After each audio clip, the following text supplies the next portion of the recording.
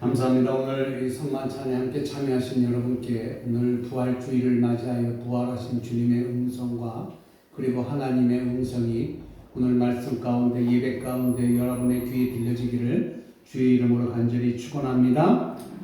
자, 오늘을 부활의 신앙이라고 했습니다. 사실 제가 늘 강조하는 게 십자가의 신앙과 부활의 신앙은 우리에게 늘 있어야 된다. 이게 신앙생활의 가장 기초예요. 믿음 생활의 가장 기초가 뭐냐면은 이 부활의 신앙과 십자가의 신앙이 있어야 됩니다. 이거를 100번 강조해도 모자라지 않고요. 1000번, 만번 강조한들 이 부활의 신앙과 십자가의 신앙은 모자라지가 않습니다. 그래서 오늘 부활절을 맞이해서 여러분과 제가 함께 나눠야 될 말씀은 바로 이 부활에 관한 신앙입니다. 이 부활 신앙에 대해서 우리 잠시 함께 말씀을 나누며 생각하도록 하겠습니다.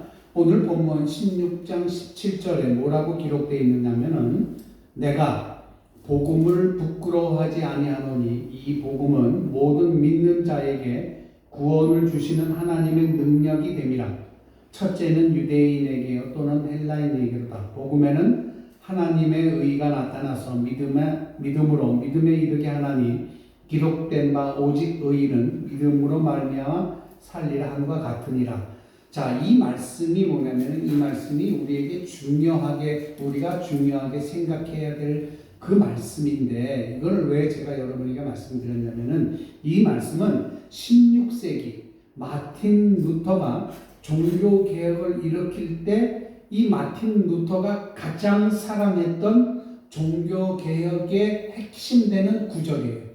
로마서 1장 16절과 17절, 특히 17절 후반부에 나와 있는 믿음으로 믿음에 이르게 되나니 이 말씀이에요. 자, 그렇다면은 이 종교개혁, 마틴 루터가 오늘 이 16절, 17절을 근거로 해서 중요한 종교개혁을 하게 되는데 이 두 구절을 통해 이 안에는요, 이 마틴 루터가 생각하는 중요한 이 종교개혁의 표 세 가지가 들어가 있습니다. 첫 번째가 뭐냐면은 오직 성경입니다. 오직 성경. 그 다음에 두 번째가 만인제사장주의고요. 그 다음에 세 번째가 이신칭의입니다. 그래서 오직 믿음으로 말미암아 의롭다함을 받는다는 이 이신칭의의 교리를 바로 17절에서 오직 의인은 믿음으로 말미암아 살리라 라고 했어요. 이 구절에서 마틴 루터는 이 구절을 이 17절에서 마틴 루터가 발견했고 이것이 결국에는 16세기의 종교개혁을 하는 데에 이르게 됐어요. 여러분 이때 당시 상황을 보면요. 이때 당시에는 이제 신부들이 많이 있었어요. 그래서 성경을 볼 수 있는 특권을 가진 사람이 누구냐면은 신부밖에 없었어요. 그래서 일반 성도들이 말씀을 접할 기회가 없었다 이거예요. 그래서 이 종교개혁의 세 가지 표가 뭐냐면 첫 번째가 오직 성경이다 이거였었어요. 그러니까 성도들도 성경 말씀을 알아야 되겠다. 이 성도들도 성경 말씀을 읽을 수 있어야 된다라는 생각을 갖고 있었던 거예요. 그래서 이 중요한 의미가 바로 첫 번째가 오직 성경이고요. 두 번째 만인제사장. 이거는 지금은 그런 게 많이 없어졌는데 그 예지예정설이라든지 누가 이미 하나님으로부터 당신은 구원받았습니다. 택함받았습니다. 예정되어 있습니다. 당신은 그렇게 되어 있습니다라고 지켜주는 게 아니라 이만한 원이 있는데 그 원 안에 예수가 계세요. 그 원 안에 들어와서 예수 그리스도를 믿기만 하면은 모두가 구원에 이른다. 이 만인 제사장 그거예요. 그 다음에 이제 세 번째가 이신칭의. 이거는 뭐냐면 믿음으로 믿음에 이르는 거예요. 제가 늘 이 말씀을 할 때마다 비유하는 말씀이 있었어요. 제가 우리 선교사님 때 가정을 가려고 그러는데 길을 모르고 주소를 몰라요. 그래서 내가 이제 사모님에게 여쭤봅니다. 사모님 댁에 가려고 하는데 약도를 하나 그려주십시오. 요즘 내비게이션이 나와서 다 예전에는 이제 약도를 이렇게 그려주셔요. 이렇게 그려주시는데 내가 그 그려주신 약도를 믿지 않으면은 내가 무사히 그리고 아주 잘 사모님 댁에 갈 수가 있을까요? 아니에요. 내가 그걸 믿지 못하면 거기 갈 수가 없는 거예요. 따라서 하나님께서 우리에게 예수 그리스도를 보내주신 것을 믿지 않으면은 이 천국이 나에게 없는 거예요. 하나님께서 나에게 예수 그리스도를 보내셔 내 죄를 위하여 십자가를 지시고 죽으신 지 사흘 만에 부활하셨다는 이 사실을 믿지 못하면은 나는 믿음의 사람이 아니고 그리고 천국이 나에게 소유될 수 없다라는 거예요. 그 믿음으로 말미암아 살리라고 그랬는데 우리 그리스도인들은 믿음 하는데 여러분이 갖고 있는 믿음이 어느 정도입니까? 상중하로 따지자면은 사실 믿음에는 어떤 이 분량이 없어요. 제 생각에는 그래요.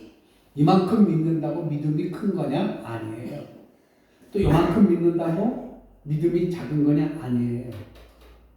믿음은 뭐냐면은 바로 그 사실을 인정하고 신뢰하는 거예요. 어떤 사실? 예수께서 내 죄를 위하여 십자가에 달려 돌아가시고 죽으신 지 사흘 만에 부활하신 이 사실을 믿고 믿는 순간 그리고 신뢰하는 순간 나는 하늘나라 백성이 되는 거예요. 근데 이 말씀 속에서 세 가지의 중요한 의미가 있어요.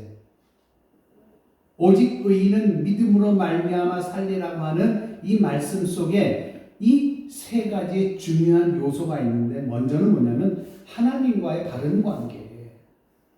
여러분 잘 아시잖아요. 제가 이 교회 올 때에 그리고 이 교회 와서 새벽 기도할 때 여기 앉아서 이 리모델링 되기 전이잖아요. 와서 제가 기도할 때 어떻게 말씀을 전해야 됩니까? 어느 새벽에 하나님이 말씀하는 듯한 그리고 내 머릿속을 때리는 그 구절이 있었어요. 그게 뭐냐면은 야 설교 네가 왜 신경 쓰냐? 너는 나한테만 신경 써. 하나님의 음성이 이렇게 들리는 거예요. 그러니까는 내가 믿음 생활을 뭐를 섬기기를 잘하고 뭘 잘하고 이게 문제가 아니라 먼저 내가 믿음으로 살리라. 의인이 되리라. 이 얘기의 첫 번째가 뭐냐면 내가 하나님과의 관계를 얼만큼 잘 형성하느냐 이 얘기예요.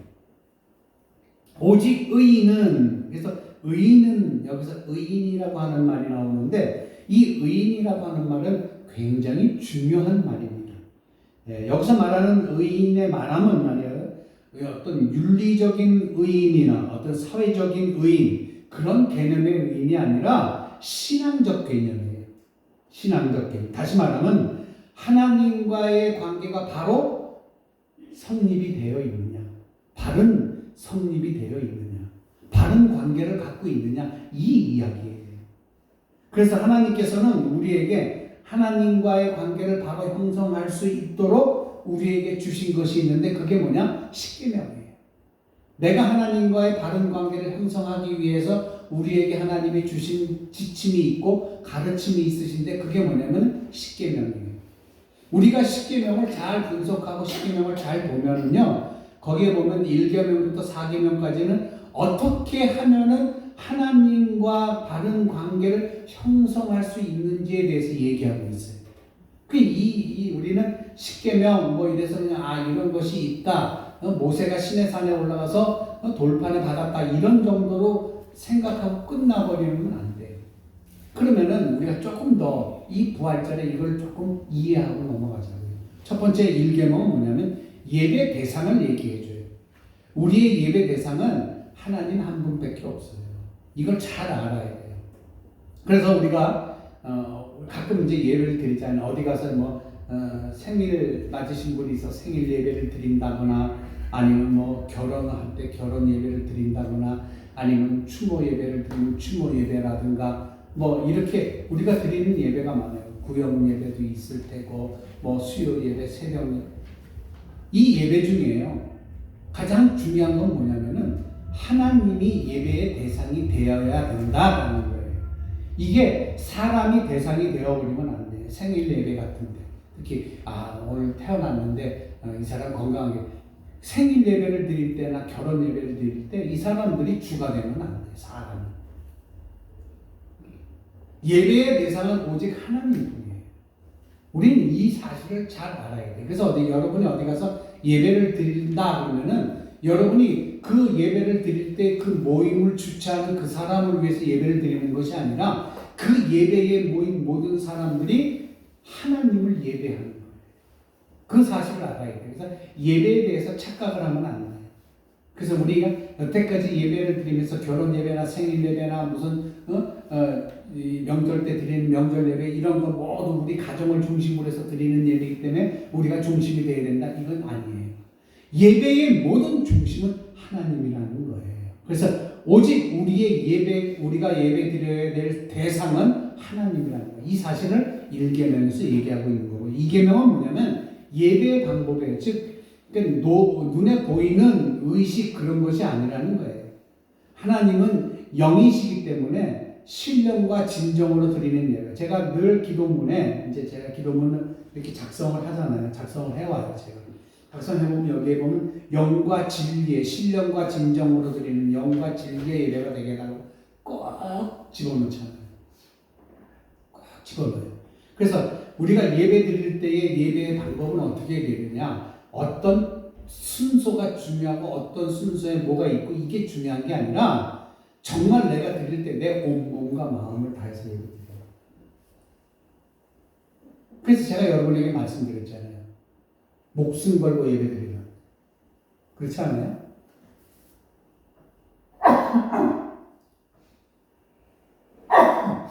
예배는 목숨 걸고 드려야 돼요. 여러분 여기 나오시고 앉아 계신 이 한 시간 귀하게 여기셔야 돼요.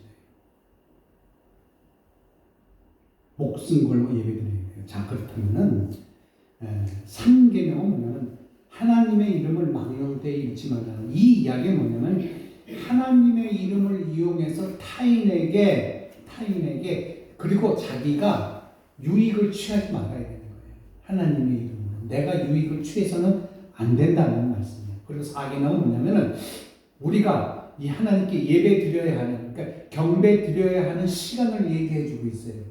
그게 뭐냐면은 바로 오늘 주일날 예배 드린 이 주일 예배예요. 이 주일 예배는 빠지지 말아야 돼요.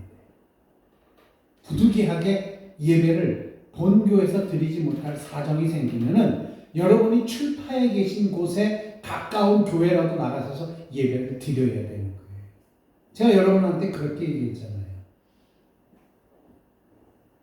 저 여러분들 어디 갔다 오신다 그러면 좀 그렇게 얘기할 수도 있어요. 그러면 가시는 곳에서 그 가까운 교회 가셔서 예배드리고 주보 갖고 오세요. 제가 이렇게 얘기할 수도 있어요. 그러나 여러분을 믿고 하는 거예요. 왜냐면은 이 예배라고 하는 거는요, 저를 위한 것이 아니라 여러분 자신을 위한 것이기 때문에 그래요. 선택은 여러분이 하시겠죠. 예배를 드리러 주일날 교회를 갈지 안 갈지는 여러분이 선택을 하시겠죠. 이 사실을 우리는 알아야 돼요. 그래서 이렇게 1계명부터 4계명까지 어떻게 하면 하나님과 바른 관계를 형성할 수 있을까라고 하는 것에 대해서 자세하게 이야기하고 있는 거예요.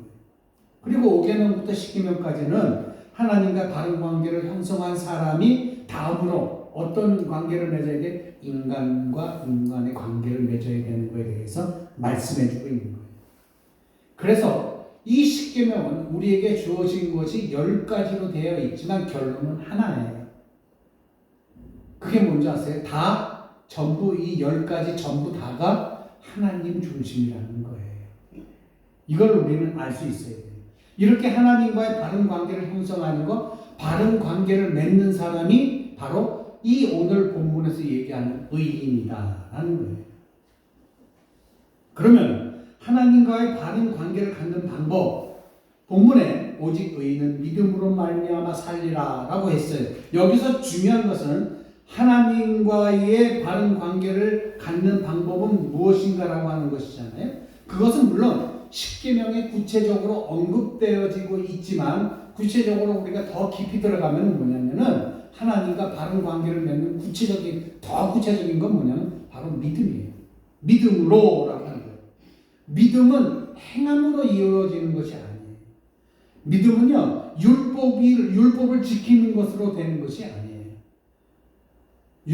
믿음은요, 오직 믿음으로만 하나님과의 관계를 형성할 수 있다는 거예요. 믿음은 믿음으로 하나님과의 관계를 형성할 수 있는 거예요. 바로 이 믿음은 다른 믿음이 아니에요. 여기 믿음이 있는데 이 믿음 가지고 이 믿음을 하자. 이 믿음이 아니에요. 여기 있는 믿음이 그 믿음이에요. 바로 이게 무슨 믿음이냐? 오늘 제목이에요. 부활의 신앙, 부활의 믿음이라는 거죠. 여러분 아셔야 될 것이 있는데 이 부활의 신앙은요, 창세기에 나오는 창조의 신앙이 있어요. 그렇죠? 창조 신앙이 있어요. 그리고 요한계시록에 가면 재림 신앙이 있어요. 그리고 이 두 가지를 이어주는 것이 뭐냐면, 연결해주는 것이 뭐냐면, 창조 신앙과 재림 신앙을 이어주는 것이 바로 이 부활 신앙이에요. 이 창조 신앙과 재림 신앙을 이어줄 수 있는 매개체가 없으면 신앙이 아니에요. 그래서 창조 신앙과 재림 신앙을 이어줄 수 있는 것이 바로 부활 신앙이라는 거예요. 이 세 가지 신앙은 창조 신앙, 부활 신앙, 재림 신앙, 이 세 가지는요 다른 것이 아니에요. 서로가 각각 가지고 있는 것이 아니라 한계라는 거예요. 다시 말해서 하나님께서 이 세상 만물을 창조하시고 우리를 이 땅 위에 태어나시게 하신 분이 바로 누구예요? 하나님이세요. 그리고 이 사실을 믿는 믿음, 이 창조 신앙은 모든 신앙의 기초가 되는 거잖아요. 이 창조 신앙을 가지게 될 때 그 다음에 부활 신앙을 갖게 되는 거예요. 이 부활 신앙을 가진 사람은 어떻게 돼요? 재림 신앙을 갖는 거예요. 그렇지 않아요? 여러분들 죽으면 그냥 땅속에 묻혀서 아무것도 없는 곳에 사시게? 아니에요. 나는 그렇게 생각해 안 해요. 저는요, 내가 죽으면 내 육신은 땅에 묻히지만 내 영은 분명히 하나님 곁에 계십니다. 할렐루야. 네. 여러분도 그렇게 믿으시죠? 이게 재림 신앙이에요. 이게 부활 신앙이에요. 이게 창조 신앙이에요. 이 신앙이 오늘 예배드리는 여러분들에게 있기를 주의 이름으로 간절히 축원합니다. 자, 이 부활 신앙을 가진 사람들은 반드시 재림 신앙을 가지게 되고요. 예수님께서 부활하셔서 지금까지 우리 하나님 우편에 앉아 계시고 우리와 함께 하신다는 사실을 우리는 잘 알고 인지해야 돼요. 부활하신 하나님은 하늘에 계시니까 위치적으로 보고 어떤 그 지형학적으로 보면 멀리 떨어져 있기 때문에 아니라고 생각하지만 그게 아니에요. 하나님은 영이시고 주님도 영이시고 내가 예배드리는 것도 영으로 예배하기 때문에 하나님은 나와 함께 하시고 주님은 우리와 함께 하십니다. 할렐루야. 이 사실을 믿는 저와 여러분에게 주의 이름으로 간절히 축복합니다. 자, 복음에 대한 그렇다면 바른 자세는 뭘까? 복음에 대한 바른 자세, 바로 부끄러워하지 말아야 된다고 16절에서 이야기하고 있어요. 내가 복음을 부끄러워하지 아니하노니 했는데 바로 이 복음의 핵심이 뭔지 아세요? 복음의 핵심, 이것이 바로 부활 사건이에요. 이 부활 사건을 우리는 예수님의 이 십자가 사건이 복음의 핵심이라는 사실을 우리가 인지해야 됩니다. 그래서 이 사건을 우리는 부끄러워하지 말아요. 복음을 부끄러워하는 것은 예수님의 부활을 부끄러워하는 것이고, 그리고 우리가 복음을 부끄러워한다는 것은 내가 가진 신앙을 남에게 나타내기 싫어하는 거예요. 16절에 이 복음은 모든 믿는 자에게 구원을 주시는 하나님의 능력이 됨이라 라고 했어요. 그래서 우리는 복음을 부끄러워하지 말아야 돼요. 그리고 그 다음에 생각해 보아야 될 건 뭐냐면 하나님의 의를 추구해야 돼요. 본문에 나타난 대로 바울은요, 사도 바울은 하나님의 의를 추구하며 사는 그런 선지자예요. 그런 전도자예요. 하나님의 의가 나타나서 바울은 계속해서 이 예수의 부활을 전했잖아요. 그리고 이 복음을, 예수의 부활을 사랑했습니다. 자, 세상에는 두 가지 사람이 있어요. 세상의 의를 추구하는 사람과 하나님의 의를 추구하는 사람이 있어요. 세상 것을 추구하는 사람과 하나님을 추구하는 사람, 두 가지 사람이 있어요. 인간의 의를 추구하는 사람은 모두 자기가 의로워지려고 해요. 그리고 적선도 하고 여러 가지 노력을 합니다. 그래서 나를 나타내려고 해요. 그러나 인간의 의는 하나님 앞에서는 다 걸레조각 같은 거예요. 우리가 구원받은 것은 우리가 인간의 의로 구원받은 것이 아니라 하나님으로 인하여 우리가 구원받은 거예요. 예수 그리스도로 말미암아 내가 예수 그리스도의 부활의 사건을 내가 믿음으로 말미암아 내가 구원을 받은 거예요. 이 사실을 알아야 되는 거예요. 농촌에 있는 여러분들이, 그래서 도시에 있는 사람들이 와서 아이고 우리 농촌에 계신 분들은 뭐 하고 이렇게 얘기할 때 아니다라는 것을 여러분이 보여줄 수 있어요. 여러분들은 분명하게 하나 아셔야 될 게 있는데, 여러분들은 예수 그리스도의 이 부활의 신앙을 믿는 성도라는 거예요. 할렐루야. 그래서 뭐 내가 신앙에 대해서 논하고 얘기하자고 하면 다 모르지만, 그래 나 이건 하나 얘기할 수 있어. 그게 뭔지 알아? 나는 예수님께서 십자가에서 달려돌아 죽으시고 사흘 만에 부활하신 이 부활의 사건을 나는 믿어. 이 한마디는 정확하게 얘기하실 수 있어야 되는 거예요. 그냥 내 뭐 성경이 어떻고 다 몰라도 좋아요. 물론 알아가면 좋지요. 그러나 가장 기본적인 신앙은 이 부활 신앙이에요. 예수님이 부활하셨다는 거예요.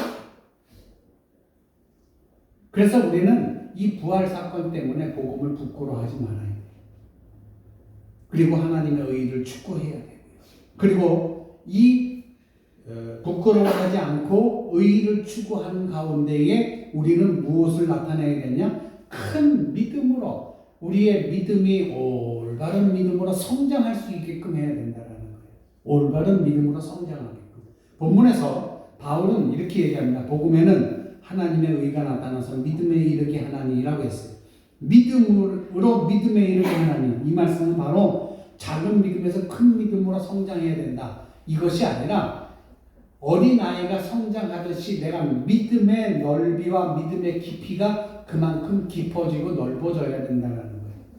자라나는 것이 아니라 깊이가 있어야 되고 넓어져야 되는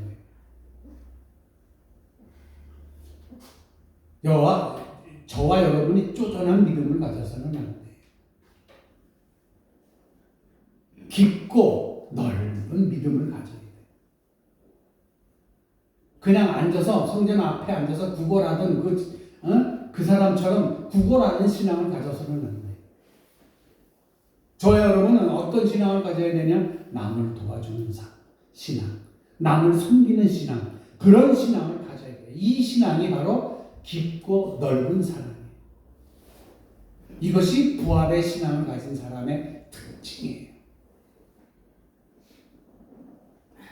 또 믿음에서 믿음에 이르게 한다는 말씀은 형식적인 믿음에서 살아있는 믿음으로 우리의 믿음이 깊어지고 넓어져야 한다는 말씀입니다. 그래서 경건의 모양은 있으나 경건의 능력이 없는 그런 곳에서 우리는 깨어나야 된다는 거죠. 좀 더 구체적인 믿음으로 우리가 바뀌어야 된다는 거예요. 그러니까 내가 가진 믿음은 좀 구체적인 것으로 바뀌어야 돼요. 그 구체적인 게 뭐예요? 넓어지고 깊어지는 거예요. 생각도 깊어지고 바라보는 눈도 넓어지는 거예요. 그러한 믿음을, 그러한 신앙을 가져야 되는 거예요. 그리고 끝으로 중요한 건 뭐냐면은 우리 모두 십자가 사랑을 가지고 살 수 있기를 바랍니다. 십자가의 사랑이 있어요. 저와 여러분은요, 예수님이 부활했으니까 나도 부활한다고 하는 그 부활 신앙이, 이 신앙을 먼저 소유해요. 부활 신앙이 없으면 안 돼요. 살아있는 신앙이라고 하는 것은 찬양하는 그런 신앙이에요. 예수님을 찬양하고 하나님을 찬양하고 부활 신앙을 찬양하고 창조 신앙을 찬양하고 그리고 재림 신앙을 찬양하는 거예요. 하나님은 우리의 찬양을 기뻐 받으십니다. 그렇기 때문에 우리의 입술을 통해서 하나님을 찬양할 수 있기를 바랍니다. 우리들의 부활의 신앙을 가지고 날마다 우리의 생활 속에서 십자가의 사랑을 실천할 수 있는 저와 여러분들이 다 되시길 주님의 이름으로 간절히 축원합니다.